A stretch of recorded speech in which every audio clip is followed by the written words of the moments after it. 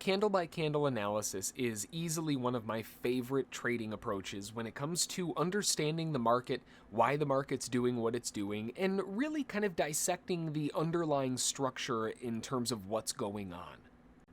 In my opinion, it's one of the best ways to learn and understand the market and grow as a trader. So with that in mind, taking the market candle by candle allows us to hone in on who is moving the market and how they're feeling at the time. It's a much more psychological basis, and that's why I love it so much. It's super interesting. Hey there, John Henry here, SSFTG. Welcome to the video. If this is your first time on the channel, welcome, my friend. I hope to earn your like and subscription today. Like I already said, we're going to be going candle by candle on the day here for S&P and going through and trying to dissect what's going on, what the market's doing, and kind of better ourselves from learning more information from this kind of setup. But before we can go into anything, we need to understand what it is that the market's doing, and that's a perspective check, and that's simply just a matter of zooming out a little bit. After zooming out a little bit, we can really see here that the market tried getting some rotation to the upside, but for the most part, it really wasn't able to accomplish much. I mean, it kind of looks like maybe a spike into a channel attempted, ended up being a wedge, and then breaking down pretty aggressively. So we've got some pretty strong momentum to the downside, and if anything, the bulls are very likely stuck up at the top. Look at the settlements up here. Right up in the middle there, down at the low, up in the middle, down here, and then just got obliterated. So the longs are likely very much stuck and hoping to get out if it can rally higher, and the bears know that the bulls are stuck, and they're going to be looking to try to maintain the downward pressure and keep them out. So zooming in a little bit closer here to bar 1 then, that gives us a bit of bearish context where we're opening up, and we're opening up above a previous gap. Not just one, but two of them, right? We left behind the previous day's gap as well as opened back above the one before, which still, at that point, hadn't been filled. So the fact that we're above this and we're demonstrating some pretty weak bullishness, that's not exactly giving the bulls the warm fuzzies, and knowing that we've got such a bearish overtone, this is not, ooh, that's fun. This is not a very good start for the bulls at all. If the bulls start losing their grip here, in fact, they could be in for some trouble to slide back, maybe to complete the shallower gap here in the 72s, if not a little bit further down to the 42, 48s. We go into bar 2, and that definitely doesn't help the bulls at all. Really, really strong bear bar to the downside. We talk about this a lot on how the first candle of the day is very unlikely being the high or low of the day. It's only a 20% likelihood. 1 out of 5 days a week will have the first candle of the day being the high of day or low of day. So the probability of this being the high of day is not very good. That does mean that bulls will be coming in to try to shut that down. Of course, we were just talking about some pretty heavy bearishness, and with this kind of bearish momentum back down, closing underneath settlement, kind of looks like they might be gunning for some wider objectives. That doesn't necessarily mean that sellers are just going to go slapping sell right here, because it is very low. They need to put their risk somewhere, and given that they only have 2 candles so far, risk is probably above the top. So if they're going to be entering in for shorts, their entries versus their stops will be at around 81 or above the highs or so. And then with they're going to need to find an entry point that's at least at 73, 75 or better to allow a scalp to fit. Now, if they want to get swing trades or anything else in, then a swing would be way back up in that pocket of wicks, which also wouldn't hurt my feelings at all. Either way, sellers just don't want to sell way down here. They want to sell at better prices so that they can mitigate against the risk of bar 1 not being the high of day. Into bar 3, and we've got a pretty good rejection here in terms of how this candle's set up. Let me move the arrow a little bit. The candle did end up closing bullish, right? We've got to give the bulls their dues. They were able to close it bullish, but not exactly the strongest candle in the world. Noting from the close to the open of the next bar, we've got a little bit of gapping as well, suggesting that this move up is possibly short-lived. We'll have to wait and see, but this is not looking good for the bulls, and the fact that it's rejecting so beautifully out of that first zone of resistance likely is suggesting that the sellers are doing exactly what we were talking about and selling at better prices. And look at that rejection too. Man alive, you can't ask for a better response. Phenomenal resistance off of that area. And again, the reasoning is that sellers know they want to get in. but they can't get in way down here. Their risk has to go above the highs. If they're selling here and their stop is here, a 2-to-1 is way down in the floor. That's really far away and tough to get filled. So to go against that and increase the probability, they look for an inside correction that they can sell into, which allows their 2-to-1s back down just to a new low instead. And there's the rest of the sellers, it seems. We found them. The sellers definitely pushing back off of the highs and trying to get their risk in alignment. This kind of bear bar and the rejections off of specifically the zones that we were talking about up here in these purple lines, that's a really big clue that sellers are obviously winning some fights. Now, depending on whether or not they shorted here on the purple lines or if they're waiting for this kind of confirmation, this is the kind of confirmation that sellers will be looking for. Now, does that mean to sell way down at the floor here again and do the exact same thing? Well, maybe. We've got a bit of extra context, and noting the fact that we're also still staying below this previous gap, we're probably going to be trying to chug down and grab this next one. But same problem persists. Sellers don't want to sell way down here.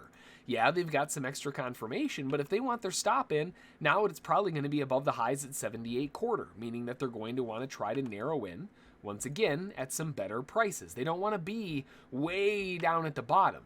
The problem here, of course, just like before, or any type of greedier entry, for lack of better words, I guess, is that it might not pull back and get you filled.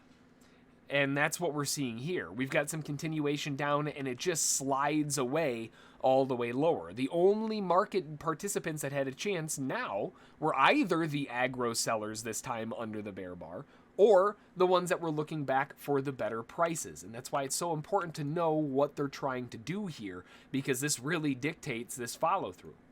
Now we've got a gap fill. But here's the thing, right? I mean, we've got a huge run to the downside. Is there any candle gapping? There's a candle gap here, and that's really about, unless there's, let's go one more candle. Okay, there is a little bit more candle gapping down here, suggesting that the bears may still be looking to try to push this lower. We've got a really strong continuation down. We've got 4 bear bars back to back. Chances are they're not just going to stop going lower. Now, if we measure the candle gap, the target's already been filled. They may have a little bit of trouble getting this to go back down now that some of these targets have been filled. I was hoping they would have some extra oomph, but it looks like they might have ran themselves over. With all of this bearish continuation to the downside and all of these targets getting hit, it's still incredibly likely that a bear move like this has follow-through. But now that everybody is taking profit, the follow-through isn't going to be like this, right? It's more likely going to be like this with a double bottom. There's too much support. Sellers, in this case, taking profit more than buyers jumping in. But either way, we're likely going to run into trouble. We have a bit of a twin reversal-esque type scenario, but again, the context would suggest that bears are looking for continuation down. Selling above the last bear bar's high, selling this bull bar, assuming that this close isn't going to stick, would make sense to see at least a little bit of follow through back down. The anticipation isn't necessarily even a new low, but at least back down to the low pocket, the low closes, the low wicks, the low opens, etc. Down here is going to be the objective for a lot of the shorts. So the better the price they can get, the happier they're going to be.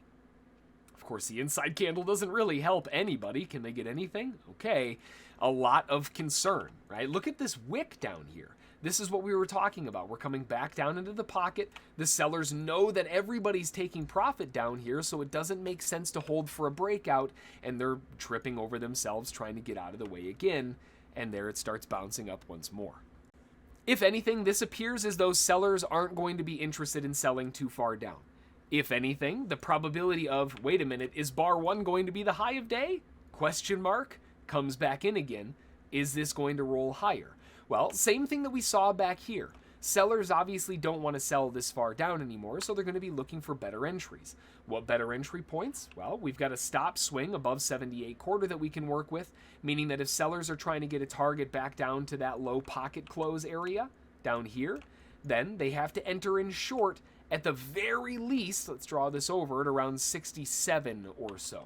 Let me get the exact price. That'd be, 67. That's pretty close. So that's going to be the zone of interest for sellers to try to pressure back if they're able to actually come back up. Now, again, this is the conservative 2-to-1, 3-to-1 pocket algo type thing. But even on the aggro side, for scalpers trying to get their scalp targets within the settlement price, that puts resistance right around here, and we're already seeing some of the wicking taking place there. I think we have to note what's going on. As we continue a little bit, okay, or they're just not going to go back up. We've got another strong bear bar continuation down. If sellers are going to get a breakout, they're going to want to try to get it to go underneath this bear bar. I know we've just been talking about all this whole morning on how selling below a bear bar is a terrible spot. It still is. That hasn't changed. But if they're able to trigger this down, there's a lot of support that would be breaking, and this is effectively just a breakdown flag continuation, right? That's all this would be, and we know how those work. That'd be a flagpole to continuation. That's got some nice momentum. Oops, I just accidentally cheated a little bit. We did end up pulled back a little bit. Whoops, I didn't mean to go a couple extra candles further forward, but we didn't end up noting, wow, look at this. Okay, so they didn't end up triggering underneath the bear bar. So because they didn't end up triggering under the bear bar, where does the market go? It responds all the way back up into resistance. And notice where the resistance stacked back in, right off of that level. Now, I would still love to see them climb back up into that 2-to-1, 3-to-1 pocket, but we can see the aggro sellers are already showing up to the party.